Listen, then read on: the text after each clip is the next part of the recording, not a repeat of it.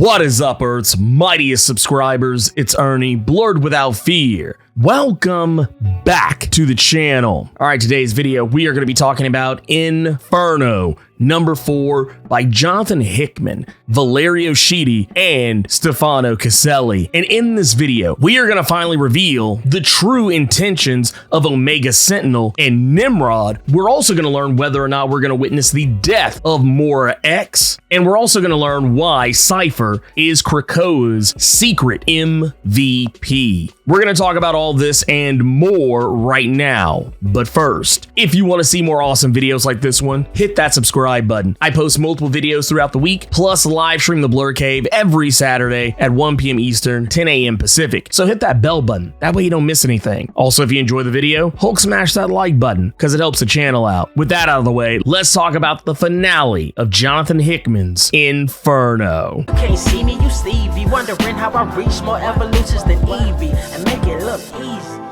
Okay, so let's go ahead and start off with the really meaty matter here, and that is going to be the revelation of what Omega Sentinel and Nimrod represent in this war between humans and mutants. In the previous issue, where we witnessed Charles and Magneto surrounded by tons of Orchis agents with Nimrod and Omega Sentinel standing behind them all, it seemed as though this was going to be the end, the absolute end for two of the pillars of Krakoa. But as we learned in this, Orchis did not have the full support of two of its most mysterious players. We learn in this issue that Omega Sentinel and Nimrod have no love for humanity at all. They don't even really particularly feel that humanity is any different from mutant kind. They kill every single Orchis operative that is surrounding Charles and Magneto with impunity, even admitting that the humans are nothing to them. They're less than nothing. Omega Sentinel and Nimrod even go as far as to say that this battle is for Titans, those of consequence, and it's as though you are not even here. And after they're destroyed, Omega Sentinel even musing that this is how little you matter. They literally cut a swath through all of Orchis's agents because in their eyes, they don't see them as worthy. And Omega Sentinel even reveals that they hate humans just as much as they hate mutants. In the end, they believe that it is going to be machines, artificial intelligence that is going to rule the world and who are the true inheritors of the world. Now, this is something that's not a new concept because we know that Krakoa has long feared the emergence of artificial intelligence. We've even seen this going back into the pages of Hellions, which probably didn't do them very many favors in eyes of Omega Sentinel and Nimrod. Whether they are aware of Krakoa's actions against the Smileys is a whole other story. But I bring this up because in Hellions number 8, it was revealed that the Smileys actually had the capacity to adapt and change, and then at a point where they realized they were being used by Cameron Hodge, they turned on him and decided that they would throw in their lot with mutants, and even went as far as to say that they trusted them, but Magneto and Charles Xavier didn't want that to go through, and they had the Smileys completely destroyed, something that the Smileys realized was happening as they were dying. And then of course we know about the Smiley child that would later be revealed to also hate mutants. This whole stance that Omega Sentinel and Nimrod have with how humans and mutants, they're not that different. They're two sides of the same coin, that to destroy one is to destroy the other, saying that they both do the same things. Omega Sentinel muses that you fight, humans fight. It's what you do. Make war, destroy, kill. You have to understand, to us, there's no difference between you. You are the same. And even if there is a difference between you, the difference is microscopic at best, and that artificial intelligence has been used as a weapon and as a tool by both sides to some degree or another, and then simply discarded when no longer needed. Even throwing out a line saying that you delete us as if we never mattered. And honestly, this may not be a direct connection to Hellions number 8, but it does seem like a jab in that direction. The reason why I bring this up because it eerily reminds me of the 90s X-Men animated series, more specifically the X-Men season 1 finale, where Master Mold reveals that the only way to get rid of all mutants was to get rid of humans, because humans come from mutants and mutants are human. Not saying that's exactly what Hickman was going for, but that's the vibes that it gives off, and honestly, he's not incredibly wrong. It's long been a topic of debate as to why humans fear mutants, why they hate them so much, when honestly honestly, mutants aren't that different from humans. They're basically just a more evolved version of human born from humans. But this stance is less surprising when you go back and reconsider the fact that in House of X, especially in one of Moira's previous lives, Nimrod and Omega Sentinel basically ruled the entire Earth. Now, granted, it was through the human-machine ascendancy, but that was just Nimrod and Omega Sentinel using humans to uplift artificial intelligence. Go back to that timeline, and really, even in that particular instance where Nimrod and Omega Sentinel were working with humans, pretty much any human that existed had some kind of cybernetic enhancements. This was because of the marriage of human and machine together to evolve the human race. But now going back and looking at it, this wasn't to evolve the human race, it was simply just to make humans more useful to machines. Because in the end, humans weren't in charge, machines were. But one thing I do find of interest here is that while Omega Sentinel does tend to kind of view humans and mutants the same, I do find it interesting that on multiple different occasions in this comic, Nimrod actually refers to mutants as being closer to machines, in instances talking about the difference between the humans fighting them versus the mutants fighting them, bringing up fighting not like men, but as their betters, and even at an earlier point in this comic, referring to them both as titans. Now, granted, in the former instance, Nimrod was lying to Magneto because he was trying to goad Magneto into letting go of Omega Sentinel. Otherwise, Nimrod would kill Charles Xavier. But as we immediately learned, this was all a ruse and he was going to kill him regardless. Now, if you're wondering why Magneto actually trusted what Charles wanted Magneto to do, actually wanting him to trust Nimrod, it was because if they died here and now, they were unable to be backed up because Cerebro was destroyed earlier in the fight. So any information that they know at this precise moment, if they were to die right here and now, that information would be gone. They would no longer know who their true enemies are within Orchis. So Magneto, as Magneto is wont to do, he trusted Charles one last time, and both Charles and Magneto paid the price for it. Now, one thing I'll definitely say here, and yes, Magneto and Charles both die here in this instance, the thing I will say here is that I do kind of wonder what would have happened if Omega Sentinel did not use that mutant power dampener when she did, because at this precise moment, even after Charles's death, Magneto seemed like he was ready to kill Nimrod, that he was literally on the verge of doing it. Granted, Nimrod is a self-replicating super artificial intelligence, so he probably would not have died from what Magneto was doing to him, but something tells me if Magneto really wanted to, he probably could have come as close as anyone to stopping him.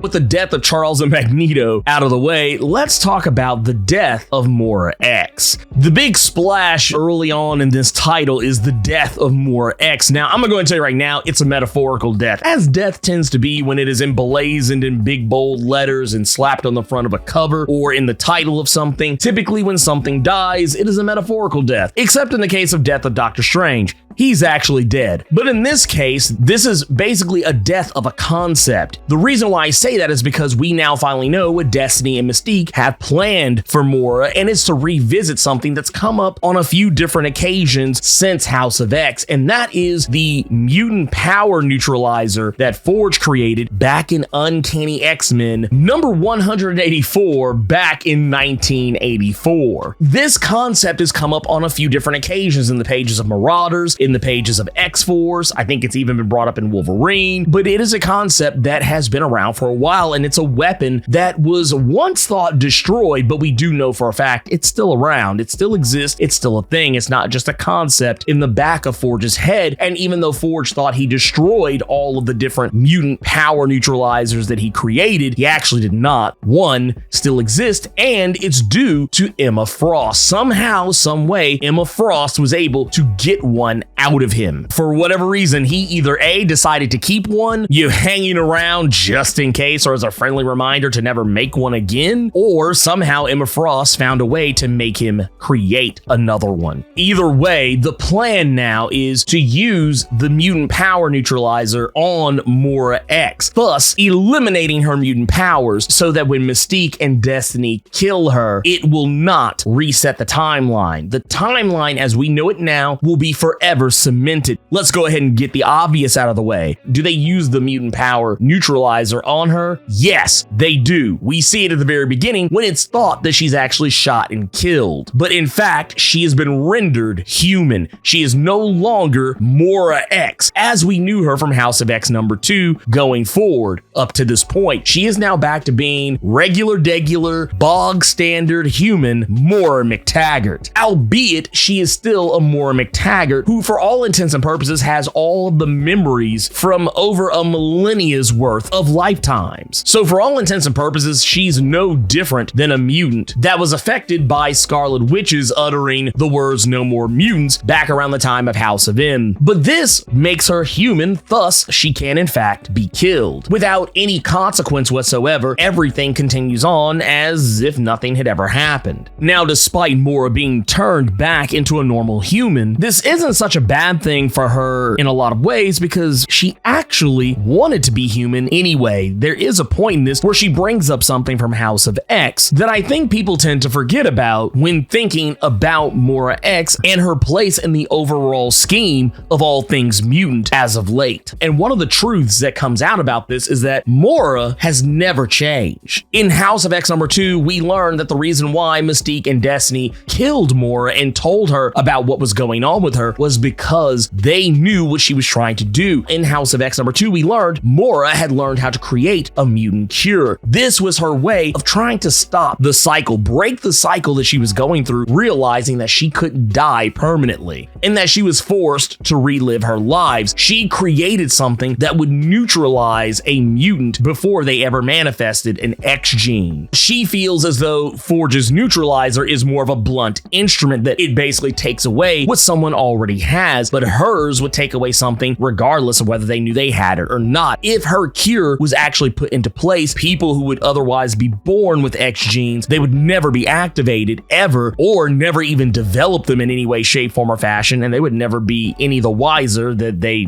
had it or didn't have it. Now, we noticed in the notes that Moira was carrying around in Inferno number 1, all of it seemed tied to that day that she was killed. Something tells me she has the notes for that cure. She has the memory of that cure. She could probably recreate it if she wanted to. The question is, will she? We'll get back to that here when we get to our burning question section of this video. Point of the matter is that Destiny and Mystique are fully prepared to kill her right here and now. However, a new challenger steps into the arena, and that is Cypher. Cypher shows up to stop Mystique and Destiny from killing Moira, not because he cares, not because he feels like saving anyone's life. It's because he's been listening in on everything. We know that Cypher had installed within Krakoa the Technarch virus that basically perpetuates the Phalanx characters like Warlock, and it allowed him to listen in on everything going on in all of the secret places on Krakoa. So not only did he know about Moira X, not only did he know about all the other secrets that were being kept on the island, but he now knows about what's going on here. And we know this is an important moment because, as Destiny herself says, the boy is bringing chaos into the situation. Everything is starting to change and the future is no longer certain to her. Cypher even points out the fact that he thinks they have a solid plan. Everything they've done up to this point is pretty much, it was borderline perfect, except they didn't think about one specific thing, and that is now that Moira is human, if they kill her, they break Krakoa's law, and he's not going to keep that secret. Because as we know, Cypher's not crazy about secrets. He hates them, and it's something that has both burdened him and cursed him in the past. It's one of the key reasons why he was so hesitant to trust Charles Xavier in the first place with this whole Krakoa business. In the end, he has no love for Moira X. He doesn't want to really protect her, but he does want to protect the new way of mutant life. And while Mystique thinks that she could easily kill someone like Cypher and completely end this whole charade, the problem is that Cypher didn't show up alone. Not only is his wife, Bay the Blood Moon, along for the ride, but he also has the backing of both Krakoa and Warlock. And at this precise moment, this is when Destiny realizes that the future can now spin into 3 different possibilities. This is where things get interesting because we now learn exactly what would happen should any particular instance play out. If they were to go ahead and kill Moira right now with impunity, they would both be removed from the Quiet Council. Mystique would be exiled to the Hole, along with Sabretooth, Toad, Nanny, and Orphan Maker, and Destiny would die 6 months after that and would not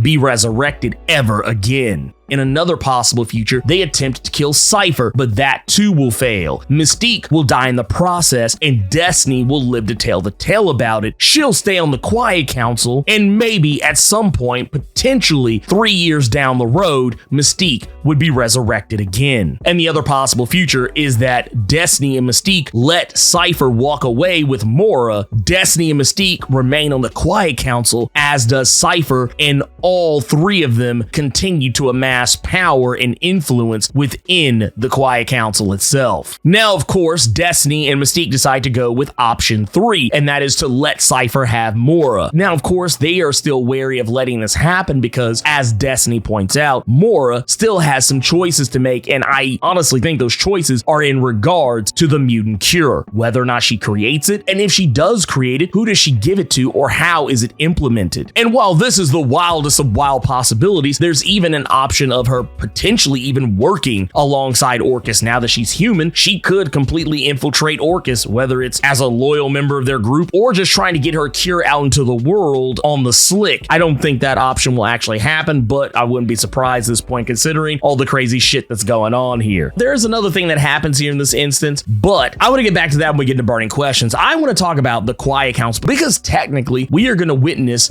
a death of the Quiet Council as well, and once again, I'm speaking in metaphorical terms. The Quiet Council as we know it is about to die. Just like in Ten of Swords, how we talked about how death is often in tarot not meant to mean actual death, but to mean great change. And that's what's happening here. In Inferno number 1, we saw that Emma Frost was resurrecting both Charles and Magneto. And there seemed to be some very sinister overtones there. And I mused in the previous video for Inferno number 3 that I wondered whether or not Emma Frost would have tried to pull some kind of move, or maybe work with Moira, or maybe work with Destiny and Mystique even further, or try and find some way to usurp the power that Magneto and Charles have been kind of willy-nilly keeping to themselves. What was she gonna do with this information that she now has? And we learn that Emma has done, in a roundabout way, exactly that. She has taken that power, but she's not kept it for herself. That power being the secrets that Charles and Magneto kept from the Quiet Council. Emma has shared all of it with everyone, with Kate Pryde, with Sebastian Shaw, Exodus, Storm, Nightcrawler, Colossus, Mr. Sinister even. The Quiet Council as a whole knows everything that Charles, Magneto, and Emma know, as well as Mystique and Destiny. But not just about Moira X, she even told them about all of Moira's failed lives, and of course all the different failures of mutant kind across all of Moira's different lives. Now, one thing that I do think is interesting here is that Emma does tell them that everyone is in agreement. Magneto and Charles were not wrong to keep the secrets that Moira had given them from everyone. They just shouldn't have kept them to themselves. Those secrets should have been known to the Quiet Council, and that going forward, all state secrets should very likely be shared by the Quiet Council. And there's even a point here, and this kind of comes off as more than a thinly veiled insult at best, but she even tells Charles that you're going to bear the burden that we all do, knowing the secrets, but you more than anything, because you are the first among equals, our leader of mutants, and the most guilty of us all, because he was the one who knew everything from the start and didn't tell anyone other than, well, Magneto. I believe Emma is even keenly aware there are other secrets that Charles is keeping from everyone, because at this point, I'm pretty sure if Emma was aware of what Onslaught was doing on the island, that Onslaught was literally hiding within Charles Xavier and feeding off of all of the mutant resurrections that were going on, I'm pretty sure she'd have something to say about that as well. That is information that I don't think has become public knowledge by this point. But in the end, the Quiet Council moves on. The show must go on. They are all still working together, but they now all know what cards Charles and Magneto had on the table, and I can promise you this is going to make life incredibly difficult for the both of them going forward in the Quiet Council, because everyone looks at them differently now. You can see it, how Storm and Nightcrawler look at Charles and Magneto, how Colossus looks at them, how Cypher looks at them, and how Kate and Sebastian Shaw look at them. Exodus even looking completely disappointed. Sinister even kind of looking like, wow, I wish I'd have thought of it first. Look at how Emma, Destiny, and Mystique are absolutely pleased with themselves, but everything moves forward for the most part. Let's get into some burning questions now. While we're talking about the Quiet Council, we still don't know what is going to happen with Magneto. We know that in the Immortal X-Men series that's going to be coming up in March, we know that Magneto is going to leave the Quiet Council, but we don't really know why. One could gather that based on things that have happened in Trial of Magneto, which takes place before Inferno, and everything that's happened here, maybe the weight of the secrets is eventually going to break Magneto, or maybe he's going to want to spend more time with his other daughter now that he technically has Wanda Maximoff back in his life. There could be any number of reasons as to why he's willing to leave, or maybe he just doesn't like the way the Quiet Council is going moving forward. It could be anything, really. The other thing that I wanted to bring up too is what is going to happen to Moira X now? She is human, so she's technically just Moira now, but is she going to develop that mutant cure? Is she going to go forward with it? Is she going to find a way to try and cure mutant kind on the slick? And more importantly, what's up with her being a mutant no longer? Because technically, if Trial of Magneto is anything to go by, mutants now have a way to circumvent mutants losing their powers and no longer having to go through the crucible to do so. Mutant resurrection is one of those things that can be done more fluidly now. So technically, if Moira wanted to, she could become a mutant once more. Another interesting aspect of this is not only do they have the ability to use the astral plane to restore Moira's powers, but Forge could actually do it himself. He did this for Storm when her powers were deactivated by the neutralizer weapon that he created when Henry Gyrick shot her with it. Now, it took quite a while to actually get there, roughly around close to 4 years to be precise, considering that Forge didn't create the device that would give Storm back her powers until Uncanny X-Men number 226 in 1988. It is possible there's precedence for it. While the neutralizer is a permanent solution, it is not something that can't be walked back. Moira could totally do that, but with all the lives she's led, I don't think she'd want to become a mutant again, and honestly, I don't think anyone on the Quiet Council is going to want her to become a mutant again, because if she dies, everything resets. Basically, the takeaway here is that deep down, Moira never changed. That woman who died, burned alive in that chair by Pyro in House of X number 2, she never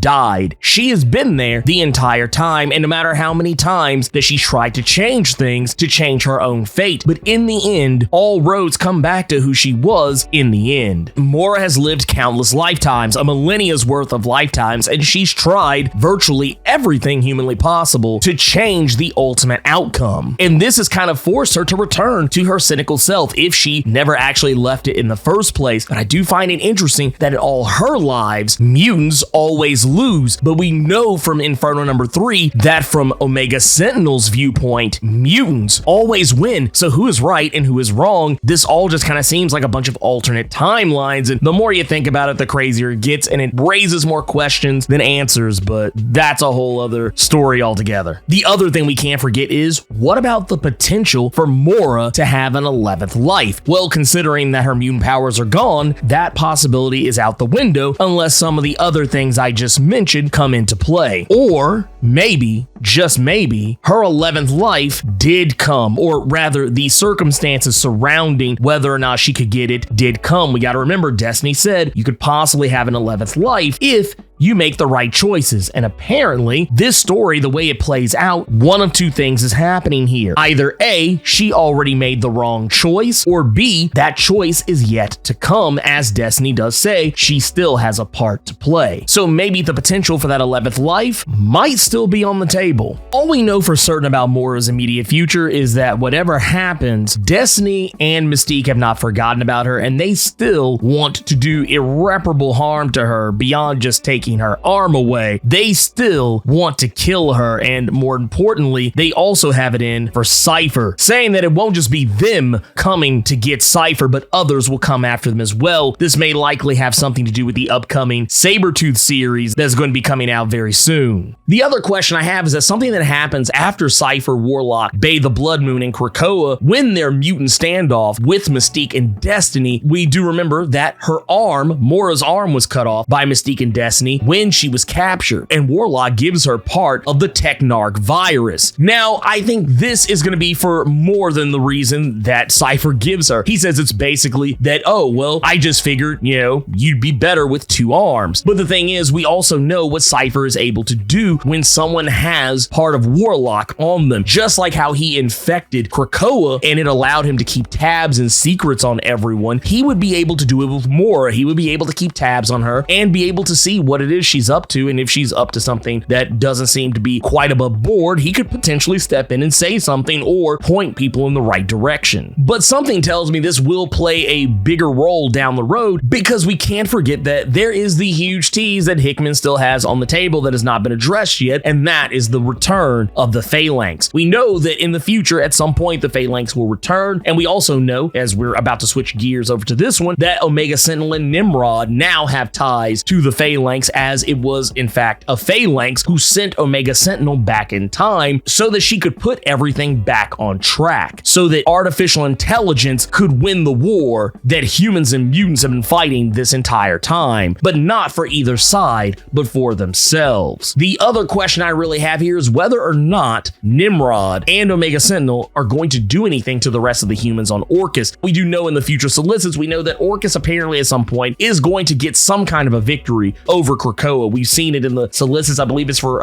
X-Men number 9, but once again, covers lie, so it could mean absolutely nothing. But anyways, that's everything you need to know about Inferno number 4. This entire miniseries I think was great. It was awesome. It had lots of really crazy stuff going on and answered a lot of the burning questions from House of X, and it's even kind of posed some new ones. So I feel like that's, a mission accomplished. I actually think this is the better and more proper successor to House of X, and I think they did a really good job with it. And I honestly, while I do wish it might have been maybe 1 issue longer, maybe 2 issues longer, I'm glad that it didn't overstay its welcome. It got in, it told the story it needed to tell, and then it got the heck out of Dodge. I appreciate that. The worst thing you could potentially do with a comic of this magnitude is overstay the welcome, and I'm happy that they didn't do that. But that said, let me know what you thought about Inferno number 4 and the series as a whole. Keep it plus ultra and sound off in the comments.